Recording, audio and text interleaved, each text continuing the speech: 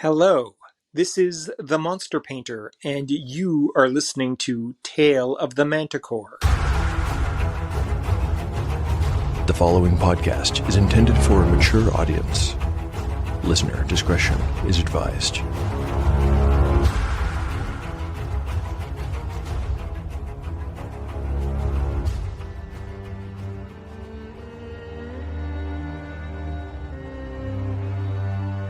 Welcome back to Tale of the Manticore, Season 2. Like the creature from which it takes its name, Tale of the Manticore is a mashup, a crossbreeding between two different species of storytelling. Here, you will find the unpredictability of old-school RPG paper and dice games with the storycraft of a dark fantasy novel. No character is sacred, and no character will be spared if the dice decide their fate is at hand. According to lore, the tail of a manticore is barbed with cruel iron spikes. There will be much pain in the days ahead.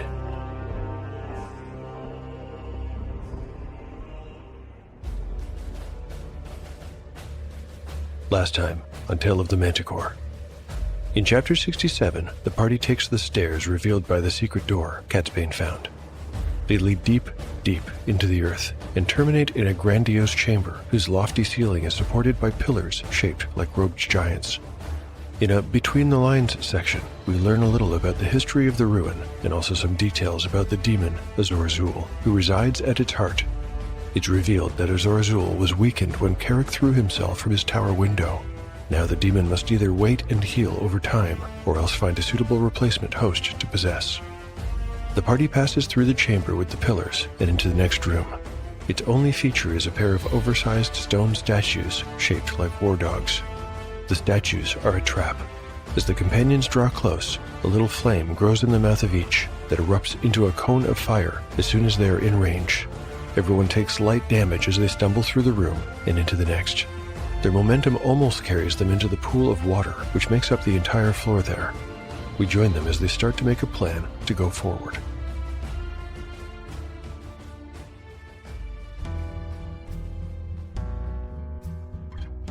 Chapter 68, Part 1, Day 183, Late Evening. Party status: Yellowfly, 34 of 44 hit points. Shawnee, 32 of 33. Jace, 42 of 45. Catsbane, 16 of 21. Bazu, 18 of 21. Spells available: Catsbane has memorized Magic Missile, Invisibility, Mirror Image, Haste, and Slow. Bazu has prayed for Cure Light Wounds, Bless, and Silence, 15-foot radius. What are we going to do? We're going to go forward, replied Yellowfly, frowning into the water, then at the detailed frescoes to either side, and finally at the passage on the far side. The lip is too narrow, said Jace. He was referring to an inch-wide ledge that described the perimeter of the room and framed the water. And I don't think these walls have much to hold on to. He was right. The frescoes were not deeply carved. Their deepest recesses would barely take a finger to the first knuckle. I can do it, said Shawnee, matter-of-factly. I believe it, said Yellowfly. But if you fall in, you can't swim, can you, Shawnee? Not really, she replied. It was not surprising. Of the 5 of them, only Yellowfly, who'd grown up in the fishing town of Clearwater, knew how to swim. Shawnee reached into her pack and pulled a coil of rope from within. If I fall, you'll have to pull me out. With that, she tied one into her belt and handed the other to the fighter. She flashed him a quick smile and then pulled herself onto the fresco. Jace looked on, marveling at how the young rogue managed to adhere to the wall, spider-like, using only her fingertips. Carefully, she inched sideways, and before long, she was halfway across.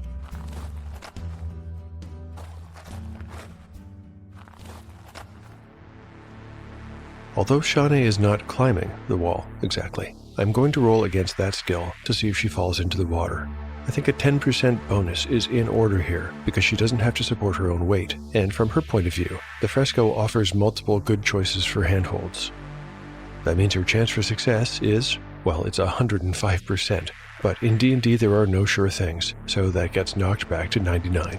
The roll: a 12. With such a strong success, Shawnee doesn't just make it across. She actually finds a spot in the fresco where she can loop her rope, knot it, and secure it in place before she gets to the other side. This little boon will provide a small bonus to her companions when they try to make it across. Catsbane, you're next. It was obvious why. Catsbane wore no armor, so if he fell, he could be pulled free to the other side with ease. Also, he could help Shawnee haul in the others, who all wore relatively heavy armor, if they slipped. After Catsbane would be Jace. His magical chainmail was fairly light. Bazoo would go next, and Yellowfly last. The wizard took the rope from Yellowfly, passed it through his belt, and handed it back.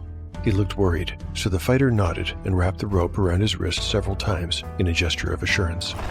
Gingerly, Catsbane probed the wall for good handholds. He didn't find any, so he got the best grip he could and mounted the ledge with his feet pointing in each direction. With that done, he sidled his way toward the other side, telling himself that if he fell, all that would happen would be that he got wet. He told himself that, but there was something about the dark depths below, and not knowing how far down they went, that was extremely unsettling. He sucked in a breath and forced himself to continue.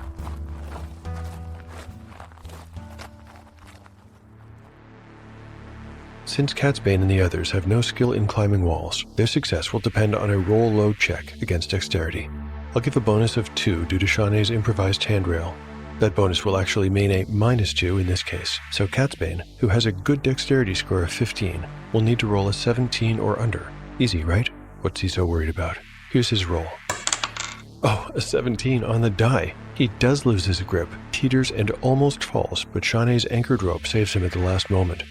When he reaches the far side, his face is pale and his heart is hammering in his chest, but he is safe. Jace, with his light armor, is next, and passes Yellowfly's end of the rope through his belt as Catsbane had done. Jace has a dexterity score of 12, so with the -2 bonus he needs to roll a 14 or under. His roll. Oh man, a 15. His earlier reluctance is justified as he falls backward into the water with a tremendous splash.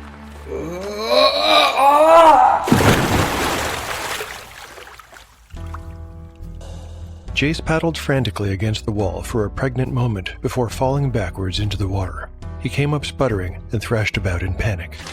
He had lost his balance right at the moment he was passing Shawnee's improvised tether through his belt. In a sense, this was lucky, for it allowed all of his companions to pull the rope taut. After Jace calmed down and realized he was not going to drown, he used the rope to pull himself to Shawnee's side and then haul himself over the lip of the floor. Shawnee could not suppress a laugh. You look like a wet dog, Jace. It's not funny, bristled the fighter, shaking water from his hair in an unintentional but very dog-like manner. Oh, I could have drowned just then. Shawnee showed him her end of the rope, still in her grip. We wouldn't have let you drown. Her voice was a little kinder now. And it's freezing cold, muttered Jace, not quite mollified. I had no idea you were such a crybaby, Shawnee teased. What's in the next room? Jace asked, changing the subject. Shawnee decided not to provoke him any further and answered plainly. No idea. There's a short hallway that turns left after 20 feet. She had the lantern with her, having fastened it to her belt when she went across. Catsbane had extinguished his lamp so he could stow it in his bag during his crossing. All right, Bazoo. You're next, Jace called across the room.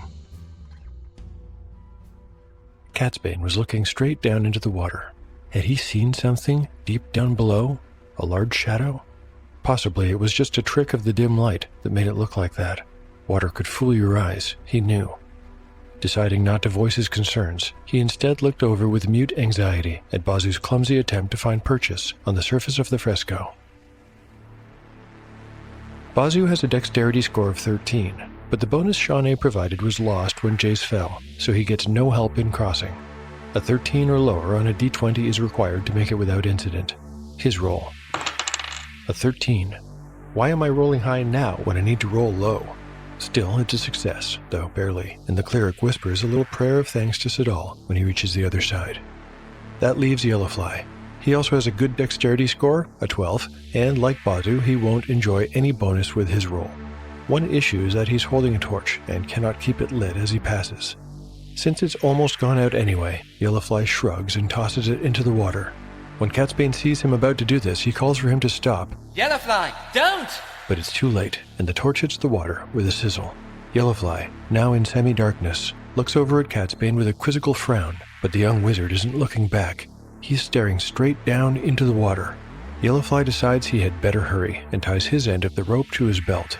He knows he's a strong swimmer, but isn't sure how easy it would be even to tread water while carrying so much weight. This brings us to the final roll. I'm looking for a 12 or under. The roll. Huh, I rolled a 1. Normally that's the last thing I want to see, but in this case, it's a complete success. Well done, Yellowfly. There's a little thief DNA in you, isn't there?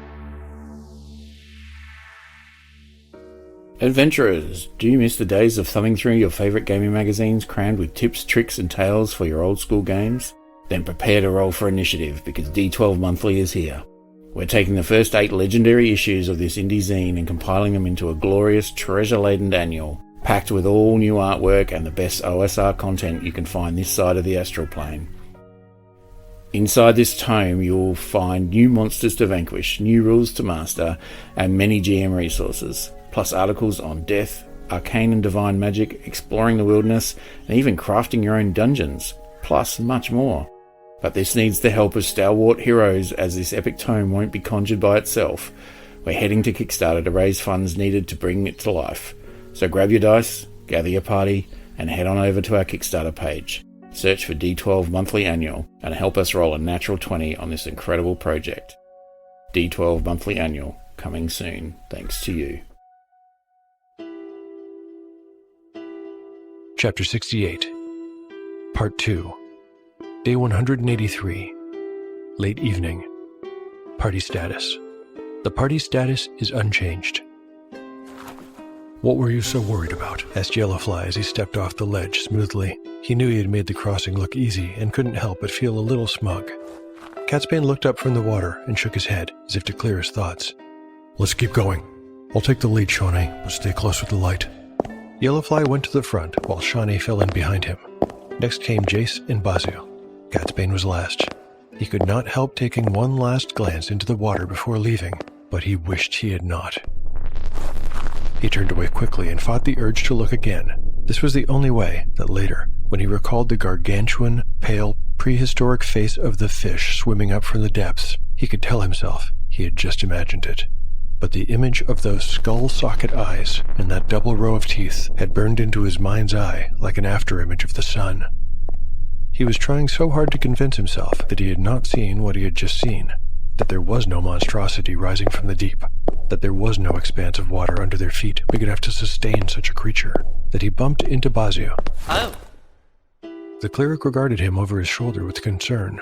Catsbane waved an apology at him and tried to tame his racing heart. The companions turned to the left after they had gone 20 feet, and their light revealed an archway ahead, leading to another large chamber. They approached with caution. Before entering, Yellowfly asked Shawnee to look for traps at the threshold. She spent a few minutes examining the floor and the arch before declaring it safe. Feeling reassured, Yellowfly crossed the threshold. Although the ceiling was only 10 feet high, the same as the hall, the room appeared to be large, rectangular, and empty with one exception. In the left corner was a marble pedestal. Upon it, set in a divot, rested a ball of dark purple glass.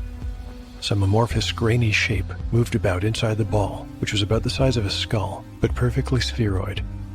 Yellowfly approached carefully, asking over his shoulder, "Do you know what this is, Catsbane?" I can't be certain, but I have heard of crystal balls before. Some wizards use them for scrying.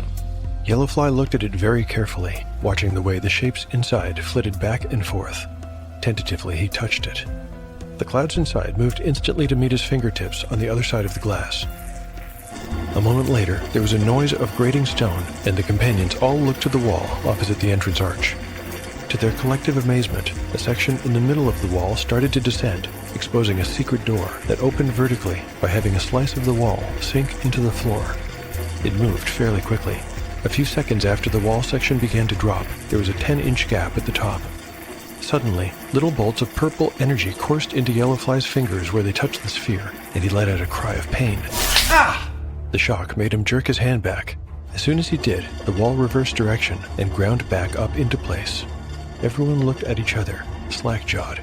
The wall once again showed no signs of any opening. Some discussion followed, as did an inspection of the wall.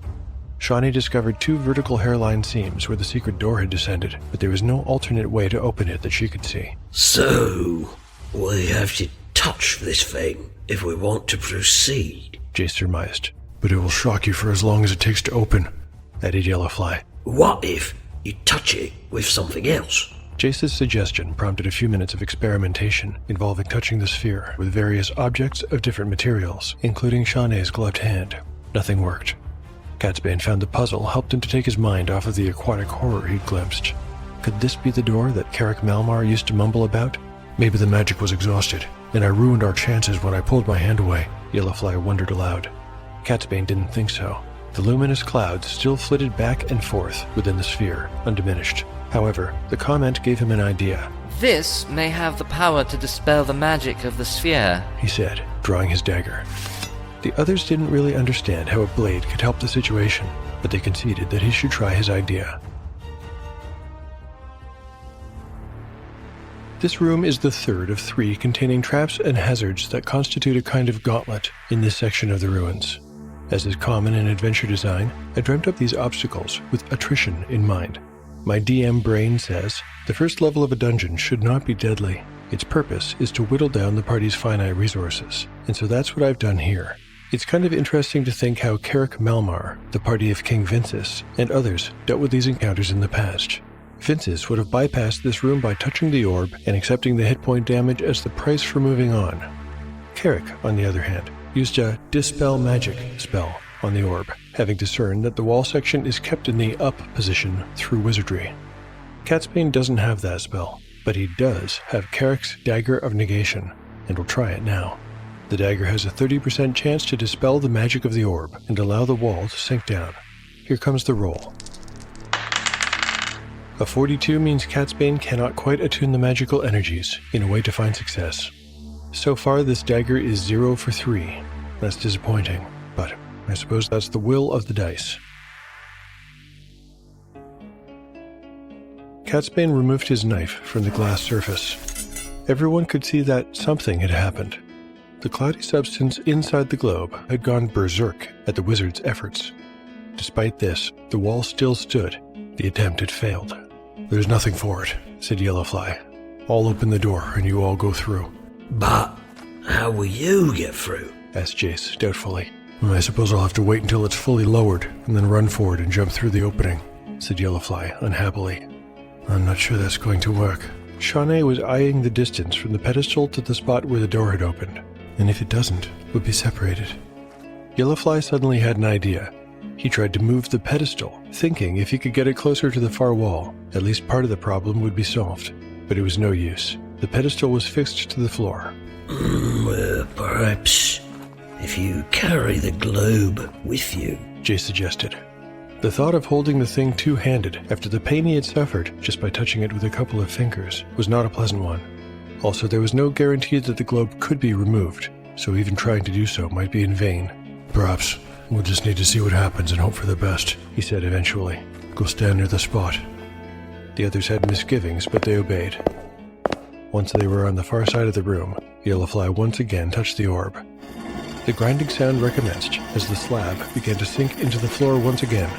Along with it came the pain. For each foot the door descends, the orb delivers 1 point of arcane electrical damage to whomever is touching it. I'll say Yellowfly's companions can boost themselves over the wall before it's fully descended, and the Yellowfly will only suffer 6 points before they can pass into the next space. Shawnee will go first, then Jace, Bazu, and Catsbane. However, there's still the problem of getting Yellowfly through. If he lets go at this point, he won't be able to make it to the door before it reverses direction, and the opening is too high up and too small to get through. What Yellowfly doesn't know is that as soon as the others pass into the next space, an answer presents itself. Shawnee tumbled into the next room, careful not to drop her lantern. It was exactly of the same proportions as the last, with an open arch in the center of the far wall, and also... Look!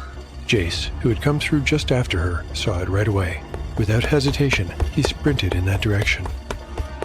Once Catsbane was through, Shawnee called back through the opening. Yellowfly, let go!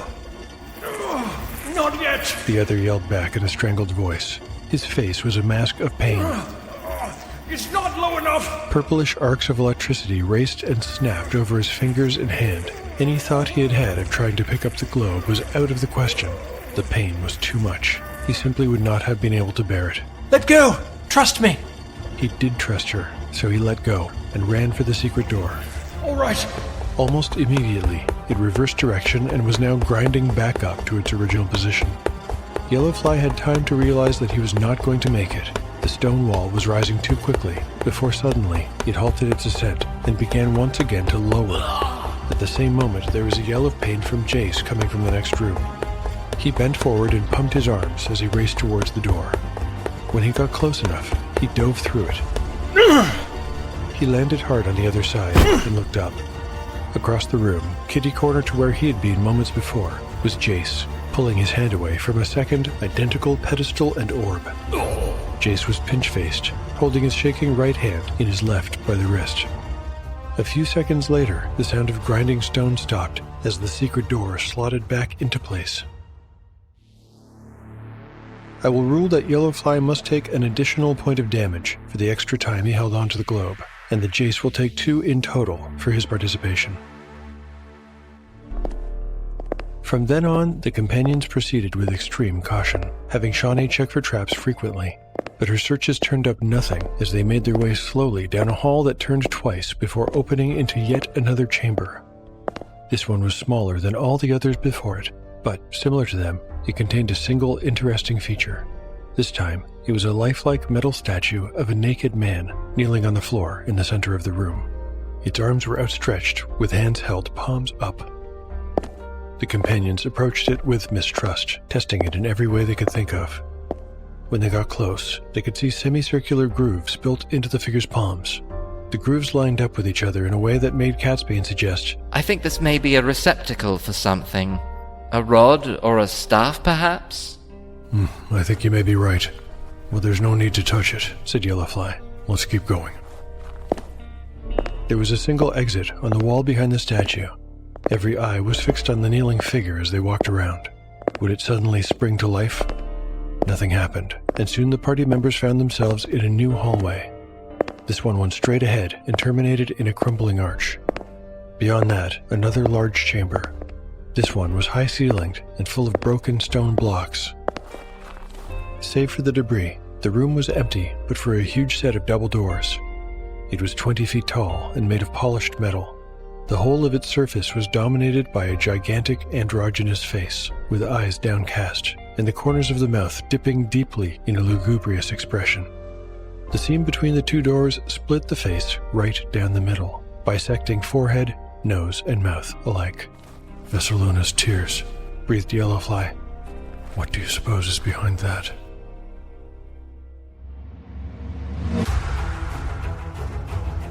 Thanks for listening to Tale of the Manticore. If you've enjoyed the show and would like to help to support it, there are a lot of ways to do so. You can recommend it online or to friends. You can like and repost episode announcements on social media. You can pick up One Shot in the Dark, the Pendulum World Building Tool, or Encyclopedia Manticorica on DriveThruRPG. And finally, you can rate and review the show on your podcatcher of choice. These ratings and reviews really do make a big difference and help other people to find the show. Thanks for all your support. At this time, please allow me to share one of your very kind reviews. This one was left by Son of Otho on Apple Podcasts. Son of Otho writes, Let Chaos Roll. 5 stars. Fantastic show. Please keep it up. Thanks for that review, Son of Otho. I realize that you left it quite a long time ago, but honestly, I only just found it. Apple Podcasts is set up to hide reviews from outside a listener's region, so I have to hunt for them sometimes. Still, I'm sorry it took me so long for that to happen and so long for me to read it on air. I absolutely do appreciate the positive feedback. I also appreciate the great voice talent I have the pleasure to work with. You'll know this episode's actors by now. Catsbane and Jace are voiced by Kai Ellen and Kevin Berenger of Tumble Die Games. An excellent set of performances, as always. Thanks, guys. For listeners who'd like to get in touch with me, I'm at Manticore Tale on X or Tale of the Manticore Podcast on Instagram, or you can send me an email at taleofthemanticore@gmail.com. I reply to all messages I receive. Finally, I keep a blog where I post all kinds of show and RPG-related stuff, like art, maps, tables, crafts, and show notes. You can find it at taleofthemanticore.blogspot.com. The adventure will continue on the next episode of Tale of the Manticore. It's the story where chaos rolls.